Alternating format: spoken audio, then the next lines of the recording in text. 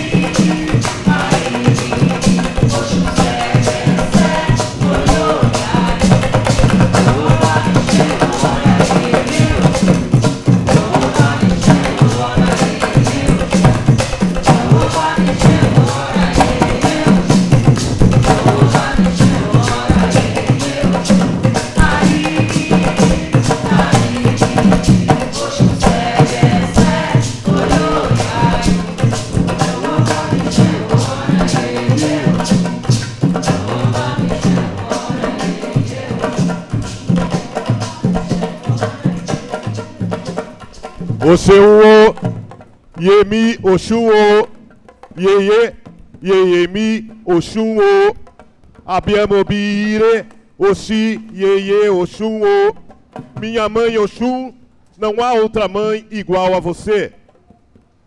Oba Olucoso, me ajudem a chamar ele. Xangô! Xangô! Xangô!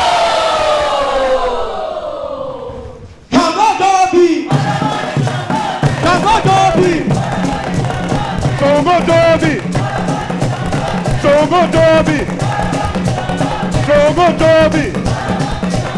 Songodobi!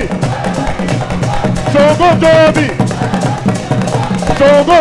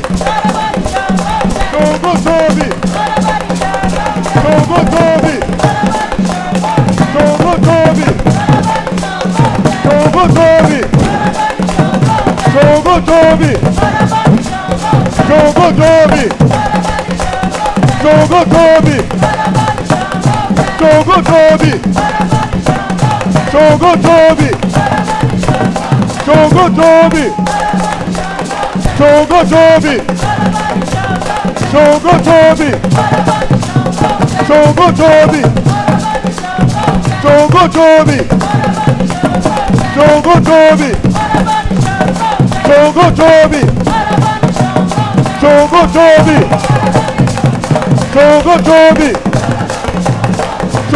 Songodobi! Songodobi! Songodobi! Songodobi!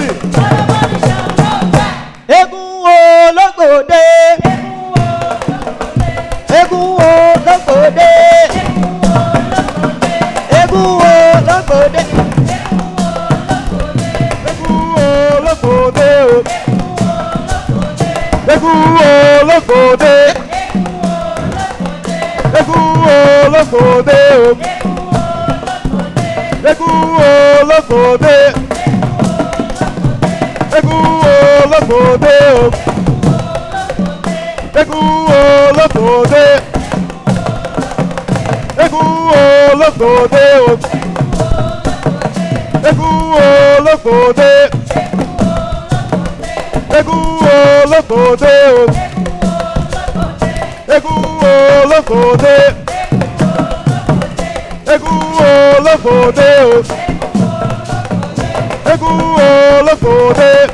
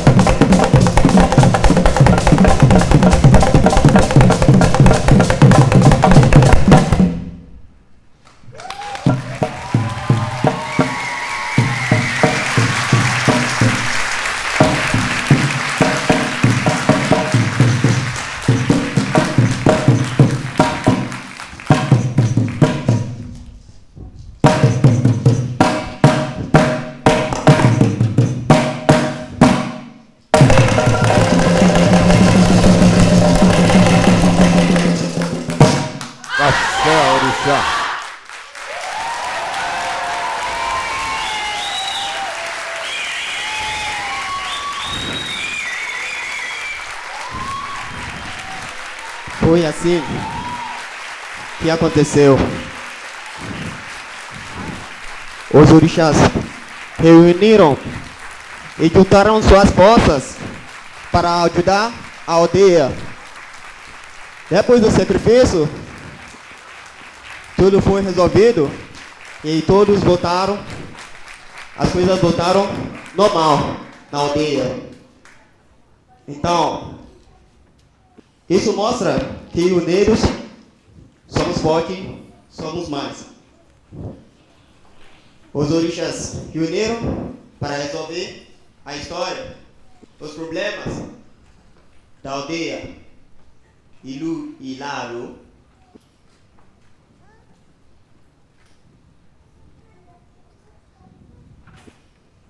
Doni ijo, ijo, ijo loro, ijo, ọjà máa ń jó loro, ijo, ijo loro, ijo, ijo loro, ijo, ijo loro.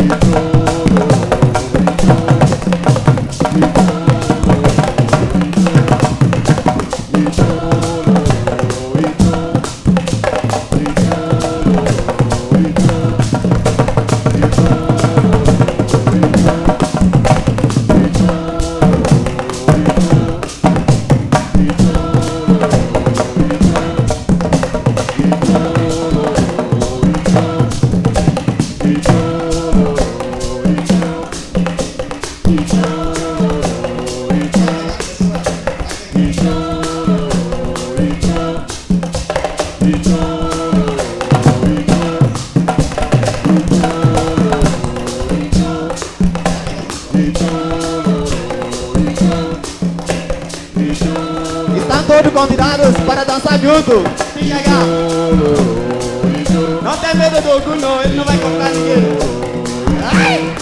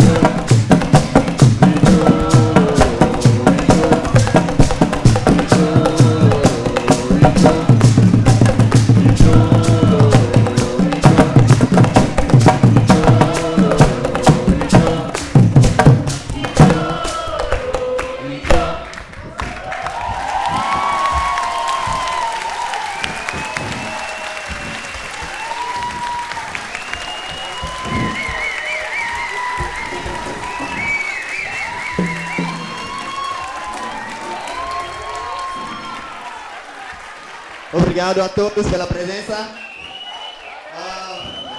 Parabéns a todos pela dança. Obrigado.